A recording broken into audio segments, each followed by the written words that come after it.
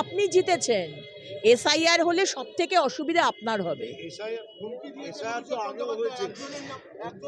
SIR তো 2002-তেও হয়েছে। তাহলে এইখানে হইচই ওই কারণেই, কারণ মমতা ব্যানার্জি, অভিষেক ব্যানার্জি, তৃণমূলের ভোট ব্যাংক হচ্ছে এই বাংলাদেশি অনুপ্রবেশকারী। প্রতিদিন আপনি দেখতে পাচ্ছেন না, এখান থেকে ওখান থেকে ধরা হচ্ছে, সারা ভারতবর্ষ থেকে ধরা হচ্ছে। প্রথমে রাজনীতি করার চেষ্টা করলেন মমতা বন্দ্যোপাধ্যায়, বাংলা বাঙালিকে ধরা হচ্ছে, হাওড়া থেকে ধরা হয়েছে বলছেন, কিন্তু এগুলো সমস্ত একটা ফাসাদ। বাংলার মানুষ, ভারতবর্ষের মানুষ চায় স্পষ্ট ট্রান্সপারেন্ট ভোটার লিস্ট হোক। আমার দেশের হিন্দু, মুসলমান, শিখ, খ্রিস্টান বৈধ ভোটার কাউকে টাচ করা যাবে না।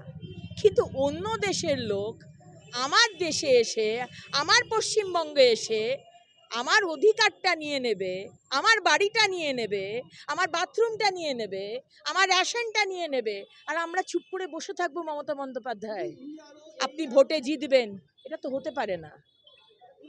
এসআইআর বিহারে হয়েছে, এসআইআর খুব শীঘ্রই পশ্চিমবঙ্গে শুরু হবে। বললাম না, ইলেকশন কমিশন আপনার মামার বাড়ি নয়, মামার বাড়ির আবদারও নয়। ডায়মন্ড হারবার মডেলে আপনি অভিষেক বন্দ্যোপাধ্যায় ভুয়ো ভোটারে আপনি জিতেছেন। এসআইআর হলে সব থেকে অসুবিধে আপনার।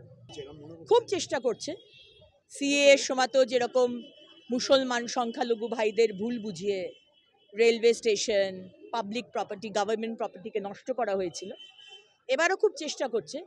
কিন্তু এবার মানুষ কিন্তু অনেকটা বুঝে গেছে, কারণ তৃণমূলের ওপর যে বিশ্বাস ভরসাটা ছিল এই 14.5 বছরে শেষ হয়ে গেছে। তাই জন্য মানুষ কিন্তু আর এখন বিভ্রান্ত হচ্ছে না। খুন হচ্ছে, তৃণমূল খুন করছে।